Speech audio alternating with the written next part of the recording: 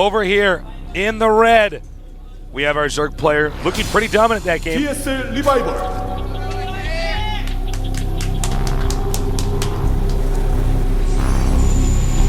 There's a shot of him now.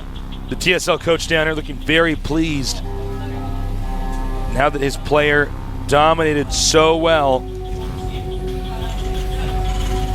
But now to the blue. Butterfly. And I sure gave that guy quite an introduction. Butterfly Effect. We're going to be calling him Butterfly from here on out. To make the cast a little bit easier. Butterfly, we've seen a lot of games from him. He's very solitary and vegetarian. I don't agree with the way he was approaching the game on Zelnaga Caverns in that matchup. And that, just because he didn't play the standard game of Terran vs. Zerg on Zelnaga Caverns doesn't mean it's bad, but I think the option that he did choose, the unorthodox one, wasn't an effective one. Well, I think he was really nervous the last game. I could see like moments where he was pushing and then he hesitated. He pulled his army back for like 3 seconds and then he moved in front again. I mean, in StarCraft 2, you don't really have like that much time to think. If banelings are coming after you, you have to make a decision. Do you want to steam and split your army or do you want to go for it? And I think over there, well, now you do see that he's going for a 2-Rex opening. A pretty common thing to see in Korea. Yeah, the Koreans, the style, it definitely tends to favor this pretty textbook aggressive play. I don't personally like 2-Racks on this map because it's obvious you're not actually going to do an all-in. You're just going to send Marines towards them and then go back home and make the command center. I myself, when I play this, prefer to go 1-Racks into expanding with the command center, no gas, and all you got to do is just check and keep making sure they don't go mass speedlings or something. Then you wall in with your barracks, make a bunker behind that, so you can't be baneling busted, and then you just continue on with the tasteless build until you get a win.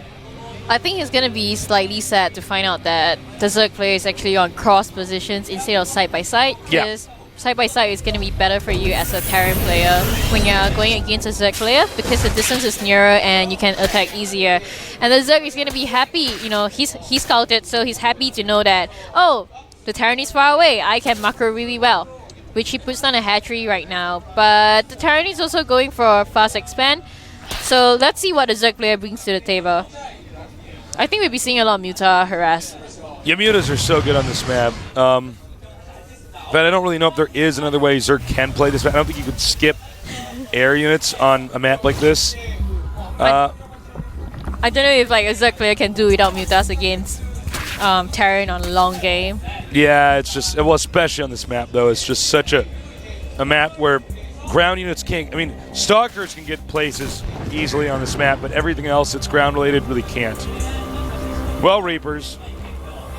Someone's like, well, what about Reapers, Tasis? All right, I got it. I got it. Now.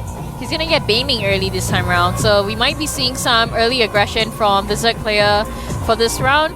Well, he's going for kind of like an all-in speeding baning build, which I really like because you see he's quite a safe player. You can see he always builds his spawning pool and he gets his speed research before he drops down a hatch. So he has a game plan. Yeah, this is awfully quick banelings, unless I'm mistaken. He gets 10 speedlings up, so he's definitely going for the attack this time. Yeah, you're absolutely right. Yeah, he's going to go for the attack. And he sees the expansion though. You know what's interesting about this is Butterfly Effect didn't wall in.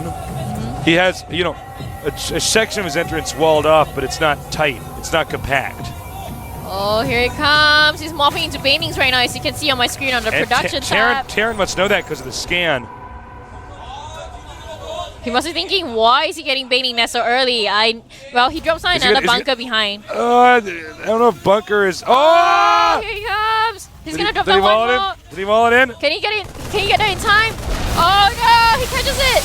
He gets it! Bunker's coming!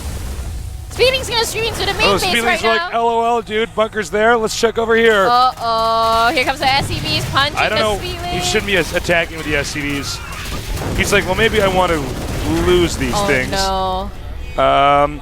Well, he kind of loses. I mean, he could have ran his like SCVs towards the Marines instead of exactly. punching the speedlings. Yeah, I mean that was just unnecessary, and I don't know if Zerg's gonna keep doing this rush. Zerg has the luxury of this going in either way. He can just keep doing it. No. Well, let's check the production tab here. He actually lowered his RAM. I hope he doesn't let the speedling come in, but I think the Zerg has to remember that he does that. That's also risky for him because he's doing an early strat. If you do such an early strat and your base is so far away, you must be confident of how many units you have. But he did take down a lot of SCVs with that push though. However, backup is going to be really long. He's going to take down the back door of his main right now, which means he's going for an early third expansion. This guy is greedy.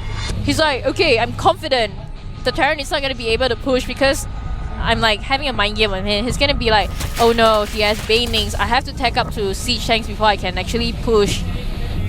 Which means he knows for sure that he's gonna be safe for a while.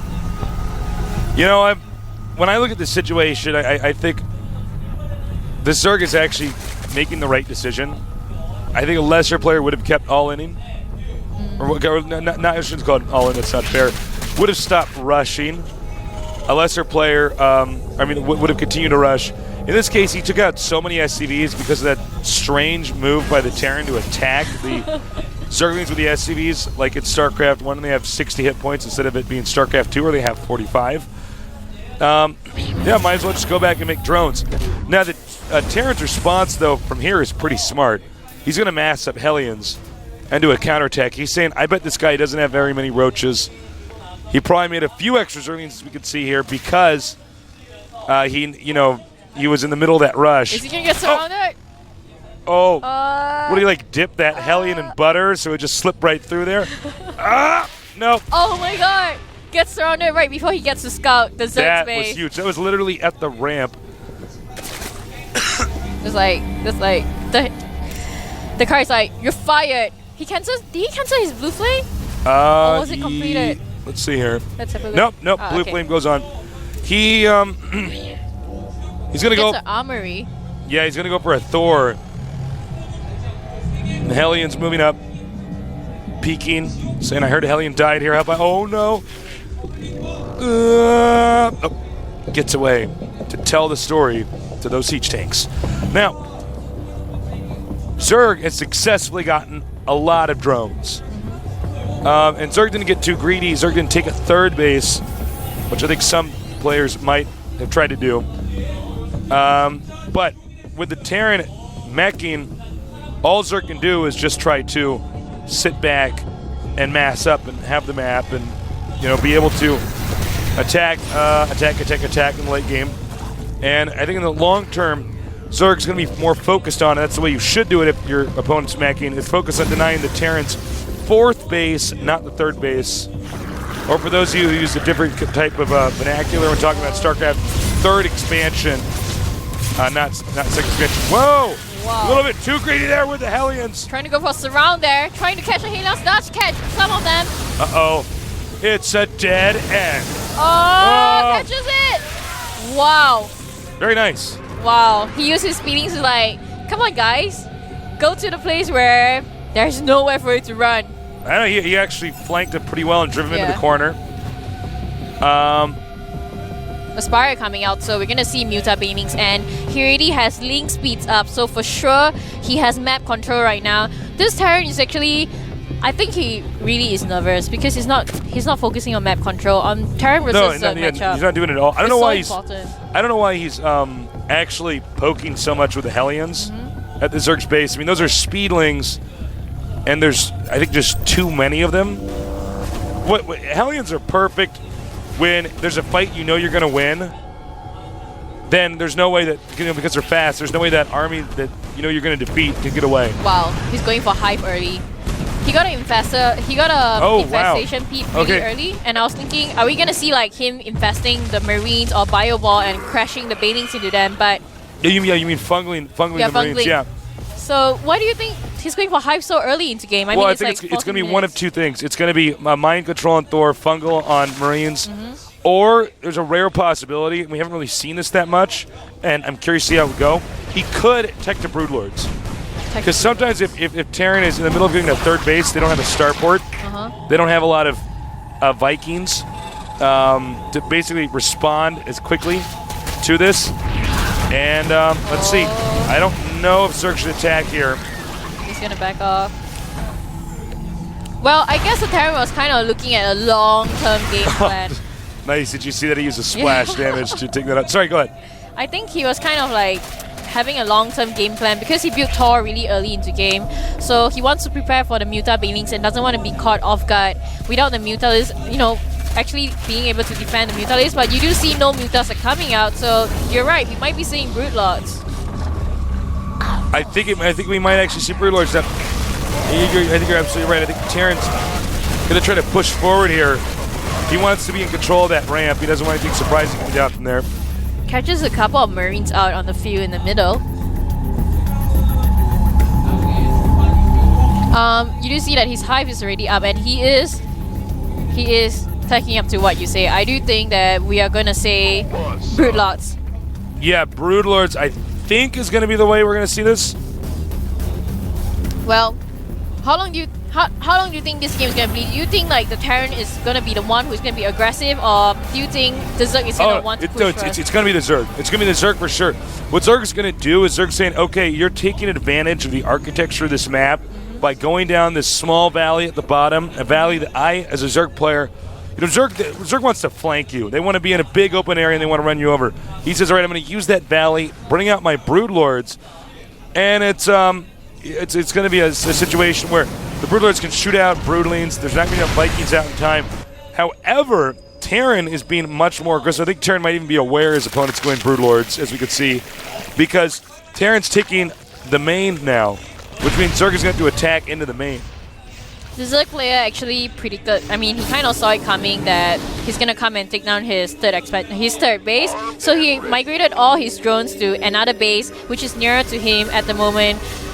You know, as a Zerg player, I really get really afraid when I see a mech army. I just like freeze up. I like, oh my god. Well, you know, it's funny because, you know, they're so hard to kill. Yeah. They're the hardest thing. I mean, some of the thing that deals the most damage so quickly in the game.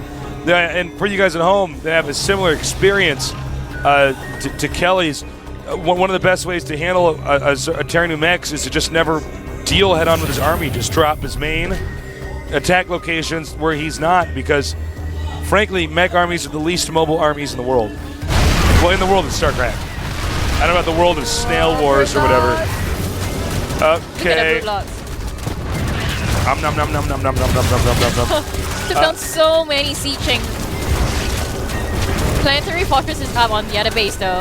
You see, this is the problem, is that Terran, when you take that third base, and in this case, if you're going to take a double, you're going to double expand, take the fourth, you just don't actually get, you don't end up getting Vikings in time. You usually don't have gas making Thors and siege tanks to have Vikings at, and now we have 2 Vikings. And he's saying, I don't give a damn. He's like, I don't give a hot dog. I have enough Broodlords to take down what you have. He has a couple of Mutalisks up to defend. There you go. Here comes a Mutalisk taking down the Vikings. Speedlings are running, surrounding the Taurs. Broodlords are going to be able to come in to take down the siege tanks. Yeah. And I think this is going to be very difficult. Oh. That's it. GG. No. GG. GG. GG. I want to be this Zerg. He's so cool. Yeah, he's good. And, you know, I like the irregular tech pattern. I thought for a second that maybe he'd go Broodlords, because it is standard for any good Terran to essentially push after you take that expansion at the bottom, to push to the main, expand there, and then actually just you know, slowly close off. So it was really well played. I got to say that the Zerg looked good. This is one of our newer Zergs here, a member of TSL. He's got a lot of talent, and I think we'll be seeing a lot from this guy in the future. I see Huck right off camera over there. We're going to be having an interview with him shortly here. Kelly, good job today. Good First job, Jay. Tesla. Are we going to do a pound? We're going to do one of these secret ones. We go like that. We make it explode, and then we do some gang signs. We're not going to do that? Okay. I just had to check. I won't look as cool as you doing that. Well, I'm a pretty cool guy. But, no, you already looked amazing today. Thank you so much for your help. We really appreciate it. I know both our toasts and everybody at Golf Thank you TV for really helping appreciate me it. taste this. No problem. It's my pleasure. So, Huck advances. Loner does not, but we still have one foreigner in the tournament. And you know what? Speaking of those match results, let's go ahead and throw those up on screen for you guys. So, our match results are going to be I'm Lucira 2-1-ing Slayer's Legal Mind, August 2-0-ing Lunar Prime, Curious not 0-2-ing Liquid Huck 2-0-ing Curious, and Revival against Xenix Butterfly. Tomorrow's contest matches are We have I Am MVP versus OGS Hyperdub, ST July Zerg versus OGS MC, EG Hydra, he's not going to play, right? Versus Clyde. Is that a walkover? Yeah, I believe it's going to be a walkover. Hydra is he's also been arrested with Artosis. They're in jail right now. But if you buy that premium account, and by the way, Xenix excrement is Xenix Björn. Of course, what excrement? Let's just say that means Björn in a more profane way. In this, and Wednesday's Code A matches will be Virus against Fox Moon, Gonzi against Liquid Hate Pro, Huck's teammate. That's Coca from the Team Xenix against Ace, and Yu-Gi-Oh! I know Artosis and me are going to have fun with that from Slayers, taking on Leenock Foyu. So, it's going to be an interesting series. Now, I got to say, I was really impressed with Huck's play today. Really? I would not lie. I'm an honest, good person. I don't know how to tell lies. Is it his force field that took your heart? It did. It took my heart. It force He your force heart. fielded my heart in about 300 degrees of that, and the other part of my heart was right here on Metalopolis at that ridge, so my heart couldn't get out, and it was killed by sentries. Are you going to ask him for a date later on? Maybe. Now, before I let you guys go, and you have a lovely interview with John, or see John's interview, I would like to thank our sponsors, because without our sponsors, and I know there's always these like weird purist people, they're like, they always mention the sponsors. Well, that's how the world works. Yeah. Without the sponsors, we don't have a tournament. Okay, we're not a bunch of monks that just do this for free. The sponsors support us. Thank you so much, sponsors, Intel and G-Skill. And it looks like we're actually going to wrap it up. So thank you, Kelly.